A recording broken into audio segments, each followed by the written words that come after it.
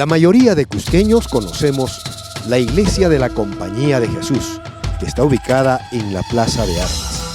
En esta iglesia hay un hermoso lienzo de la época colonial. Este lienzo hace alusión al matrimonio del capitán Martín de Loyola con una princesa inca. Hemos hecho un trabajo, un informe con un destacado especialista cusqueño para que nos explique la representación iconográfica de este hermoso lienzo. Vamos a conocer qué misterios encierra este lienzo tan famoso de la Iglesia de la Compañía de Jesús.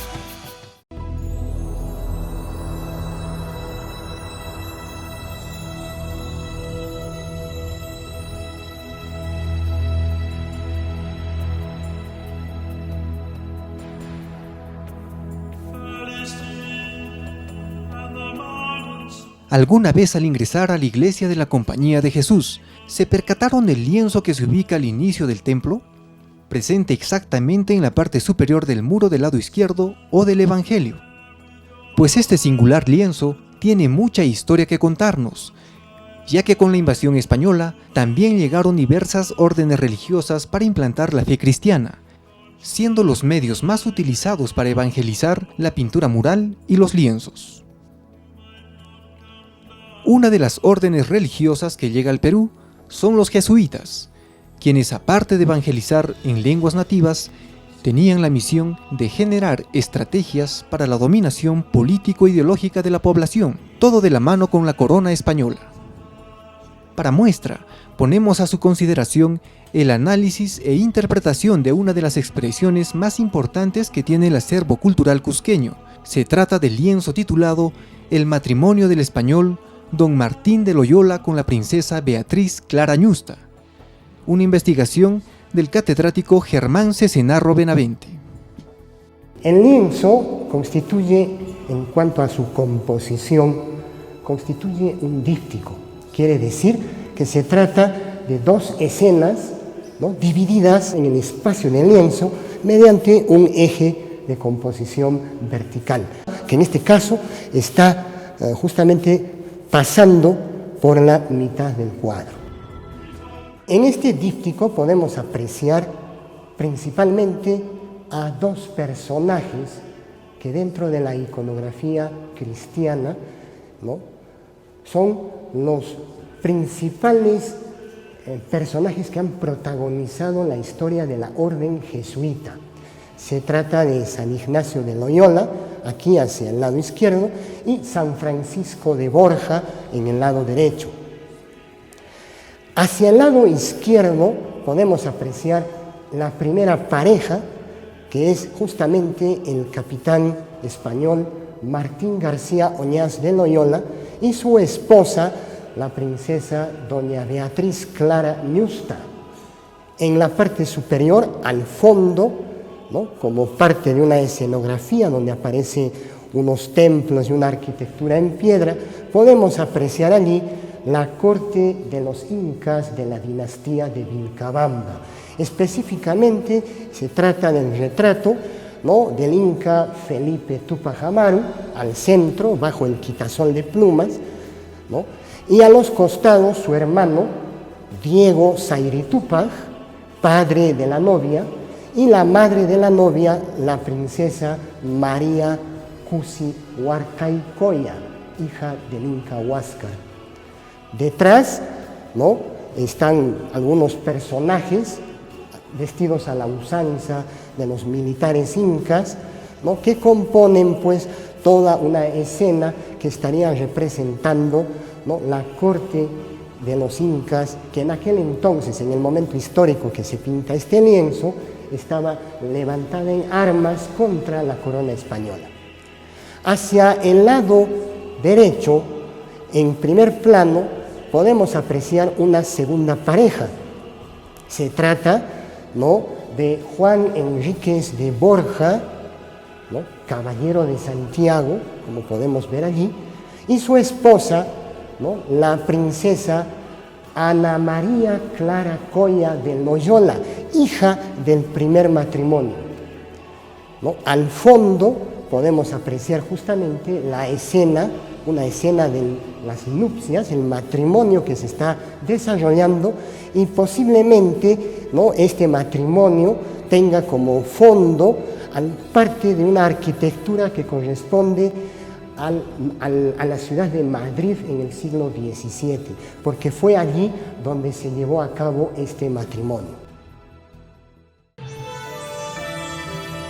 Según Germán Cesenarro, este lienzo habría sido pintado a finales del siglo XVII, posiblemente por un discípulo de Diego Quispetito, cuya interpretación iconográfica es sorprendente.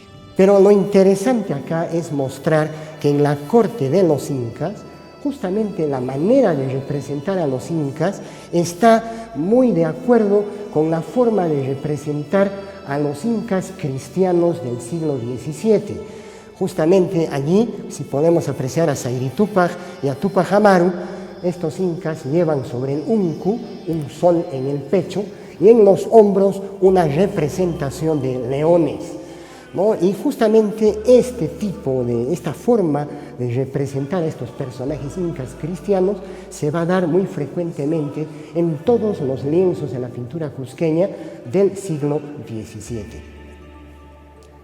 En la parte central, iconográficamente hablando, tenemos que pensar mucho en cómo están representados los dos personajes. En realidad, San Francisco de Borja y San Ignacio de Loyola están como elementos protagónicos del cuadro, porque el cuadro está representando el enlace entre las familias de San Ignacio, emparentadas con los incas del Perú, y la familia, ¿no?, la descendiente de la primera pareja, doña Ana María Clara Coya de Loyola, casada con los descendientes de San Francisco de Borja. Pero ¿cuál era el linaje de estos personajes y qué acontecimientos importantes ocasionan estas nupcias? El principal personaje aquí representado es el capitán español Martín García Oñaz de Loyola, gobernador de Chile. Este personaje era nada más y nada menos que sobrino nieto, ¿no?, del fundador de la orden jesuita, San Ignacio de Loyola, que aparece ahí en el centro del cuadro. Martín García Oñaz de Loyola llegó al Perú juntamente con el virrey Francisco de Toledo, y a él se le encomendó la tarea, ¿no?, de someter al inca Felipe Túpac Amaru, que estaba levantado en armas en Vilcabamba. Martín García Oñaz de Loyola capturó al inca y con ello prácticamente se afianzó y se consolidó el poder español sobre los territorios, ¿no?, del Perú. Por ese hecho de haber capturado, ¿no?, al inca Felipe Túpac Amaru, se le dio como trofeo una serie de dádivas, y entre ellas se le otorgó como esposa a la hija de Sayri Túpac, sobrina de Túpac Amaru, la princesa, ¿no?, doña Beatriz Clara Ñusta. ¿Y quién era la ñusta Beatriz Clara? Beatriz Clara, ¿no?, era hija de Sayri Túpac y de María Cusi Huarcay. Sayri Túpac, como todos sabemos, es el hijo de Manco Inca, y María Cusi Huarcay era hija de Huáscar Inca. ¿Cómo se llamó la hija fruto del matrimonio del español con la ñusta inca? Y además, ¿con qué personaje se casó? La hija de este matrimonio, de Martín García Oñaz de Loyola y Beatriz Ñusta, se llamó Ana María Clara Coya de Loyola. Ella, a muy tierna edad, fue llevada a España a la muerte de su madre.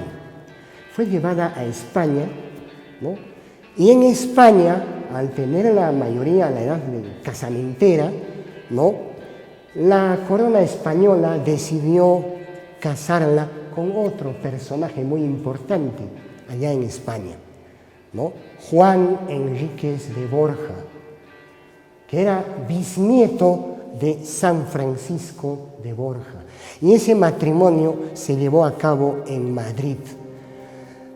La princesa Ana María Clara Coya ostentó el título de primera marquesa de Santiago de Oropesa, unos territorios que la corona española le otorgó a ella aquí en el Perú y que hoy corresponden a los sectores de Maras, Urubamba, parte de Chinchero. Vayamos ahora a la interpretación iconográfica de los personajes ubicados en la parte central del cuadro. En cuanto a los dos santos que están protagonizando el lienzo, San Ignacio de Loyola, lo podemos ver allí vestido con la sotana negra, el manteo, el cuello blanco doblado, propio de los jesuitas, y lleva como atributo ese libro en el cual se lee el texto Ad Majorem Dei Gloriam, a la mayor gloria de Dios, ¿no?, que es el atributo del santo. Al otro lado, San Francisco de Borja lleva como atributo un cráneo. Y es importante hablar de qué se trata ese cráneo, qué significa ese cráneo. En el fondo, el santo se convirtió, ¿no?, en jesuita justamente por ese cráneo, ya que esa calavera está representando, ¿no?, a un despojo de la emperatriz Isabel de Portugal, la esposa de su tío Carlos V. Resulta de que San Francisco de Borja, antes de ingresar a la Compañía de Jesús, era el virrey de Cataluña, duque de Gandía, y a él se le encargó los funerales de su tía, doña Isabel de Portugal. Él llevó el cadáver de la ciudad de Toledo, ¿no?, hasta Granada. Y cuando en Granada abrieron el catafalco para sepultar ya el cuerpo, ¿no?, San Francisco, que en vida de su tía le había tenido mucha admiración por la gran belleza que tenía, ¿no?, vio pues horrorizado cómo, ¿no?, la putrefacción había acabado con esa belleza. Y ese fue el motivo por el cual él dijo: nunca más serviré a un señor que va a morir. El único Señor que debo servir es Dios, que nunca muere, ¿no? Entonces, por ello, lleva ese cráneo como atributo. Pero la orden jesuita, ¿qué es lo que quería demostrar con este lienzo o cuál era el fondo de estos matrimonios? Como podemos apreciar, estos personajes nos están mostrando una serie de hechos históricos que en el fondo están interpretando prácticamente cómo la orden jesuita, con todo el poder que tenía, no solo estaba afianzando su poder a través de la palabra del Evangelio en los territorios americanos, sino que también estaba consolidando el poder político y social. Una especie de propaganda, ya que estos lienzos justamente se hicieron como parte de estos elementos para demostrar al pueblo americano que estaba siendo conquistado, cómo, ¿no?, las genealogías de gobernantes autóctonos estaban emparentándose con las dinastías que habían o estaban gobernando Europa en aquel entonces. Entonces queda claro que el lienzo fue un elemento de propaganda política y social para mostrar al pueblo cómo la orden jesuita estaba muy enraizada con la dinastía real de los incas.